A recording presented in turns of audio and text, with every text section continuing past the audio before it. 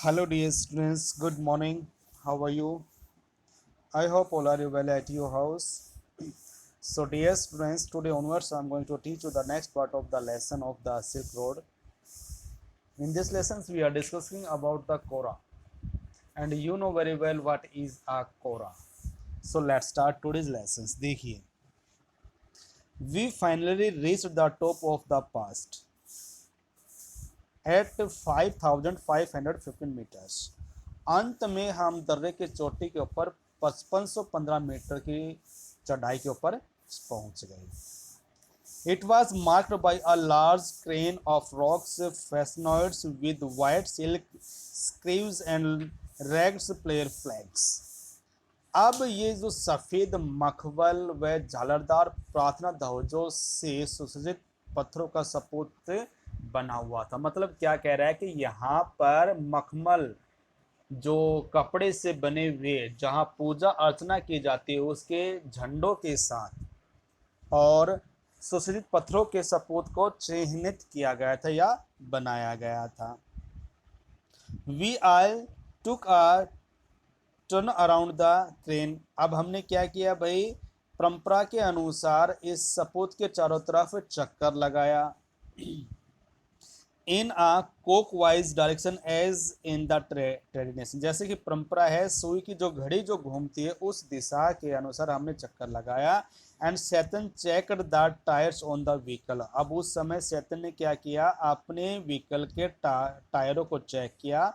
He stopped at the petrol tank. वह एक petrol pump के नज़दीक रुका. And particularly and screwed the top. और उसने क्या किया, उसके टॉप को ढीला किया. Which imaged a loud hiss. जहां पर एक जोरदार हिस की आवाज प्रकट हुई. The lower atmosphere pressure was allowing the fuel to extend. अब क्या कह रहा है कि जो कम वायुदाब ईंधन को फैलाने दे रहा था. मतलब वहां पे वायुदाब बहुत ही कम था जिससे जो तेल था वो फैल रहा था और फैलने की वजह से उसमें क्या बन रहा था भाई, गैस बन रही थी. It sounded it sounded dangerous to me. ये मुझे बहुत ही खतरनाक लग रहा है. मे बी सर, शायद हो सकता है. Satan laughed. सैतन हंसता है. But no smoking. लेकिन वो सिगरेट नहीं पीता है. My headache soon clear. अब मेरा जो सिर का दर्द था वो जल्दी से ठीक हो गया था. As we created down the other side of the pass. जैसे ही हम दर्रे के दूसरे साइड से नीचे उतरे, इट वॉज 2 o'clock. वह 2 बज चुके थे. By the time we stopped for lunch. और उस समय हमने मतलब दोपहर का जो खाना खाने के लिए रुके जब 2 बज गए थे. We ate hot noodle inside a long canvas tent. और एक कपड़े के बनाए गए टेंट के अंदर हमने गर्मा गर्म नूडल्स खाए. Part of the work lamps created beside a dry salt land. अब इसमें क्या हो रहा है, जो सूखी नमक झील के किनारे कार्य कैंप के लिए बनाया गया था. द प्लेट्यू इज द पोक marks with the salt flats. अब जो वहाँ पे क्या था भाई, पठार जो था उसके ऊपर किसके निशान थे, सूखे हुए नमक के निशान थे. And the bricks legs. और वो जो साल थी वो ड्राई, वो सूखी हुई थी. यहाँ पे हो गया. Vestige of the Tethys oceans which borders Tibet before the great continental collisions that lifted in the sky. और जो टिथिस जो सागर के जो टुकड़े थे जो महाद्वीप की भिड़त से पहले तिब्बत के किनारों पर था, टकराव ने पठार को आकाश की तरफ उठा दिया जिससे क्या हुआ, इस हिमालय पर्वत का निर्माण हुआ. ये बेटा आप लेसन नंबर जब आपका पास 12th में आओगे तब आपको समझ में आएगा, क्योंकि इंग्लिश में एक लेसन है the earth to the end of the journey to the end of the earth. तो उसमें आपको पता लगेगा कि वहाँ पे एक सुपर कॉन्टिनेंट हुआ करता था जिसका नाम गोंडवाना था. और वो आपस में किस तरह से अलग हुए और किस तरह से जो आपका इंडिया है वो किस तरह से साउथ ईस्ट से किस तरह से अलग हुआ और किस तरह से वहाँ पे हमारे जो हिमालय जो पर्वत है उसका किस तरह से निर्माण हुआ, वो उस लेसन के अंदर है. तब आपको ये समझ में आएगा. This one was a hive of the activity. ये जो जगह थी ये क्या थी भाई, क्रियाओं की क्या थी, मतलब झुंड था। Men with pickaxes and the slow treading backs and forth in their long sheepskins coat and salt crusted boots. अब जो व्यक्ति वहाँ पे थे वो क्या पहने हुए थे? भेड़ की खाल से बने हुए कोट पहने हुए थे और वो अपने फावड़ा और जो हॉक्स जो होता है उसको लेकर इधर उधर घूम रहे थे, जिसके उनके जो बूट थे वो नमक से की परत से सने हुए थे।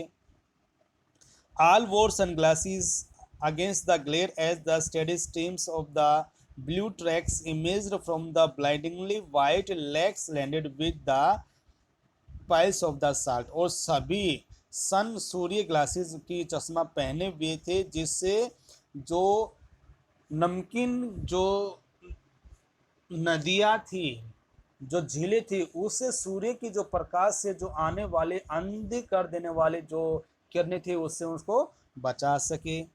After late afternoon by late afternoon मतलब दोपहर के बहुत देर बाद we had reach the small town of Hor. हम एक छोटे से कस्बे में पहुंचे जिसका नाम क्या था? होर।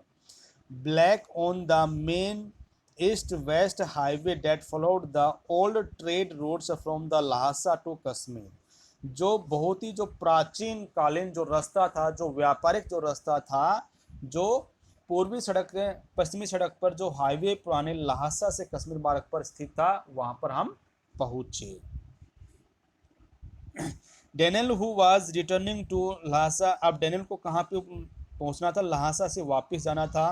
Found a ride in a truck. उसने एक ट्रक की सवारी मिल गई। So Chetan and I paid him for whiles outside the tyre repair shops.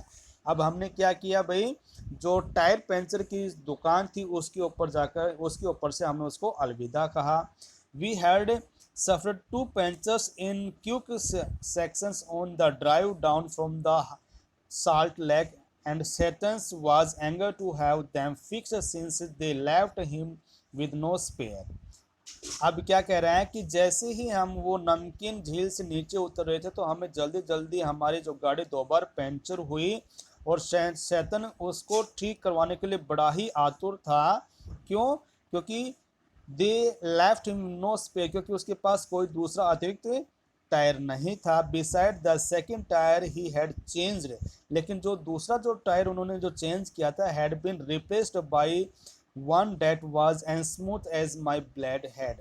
मतलब वो इतना गंजा हो गया था, इतना प्लेन हो गया था, तो जैसे कि मेरा जो सर था उसकी तरह से वो बिल्कुल गंजा हो गया था, मतलब भाई वो घिस गया था।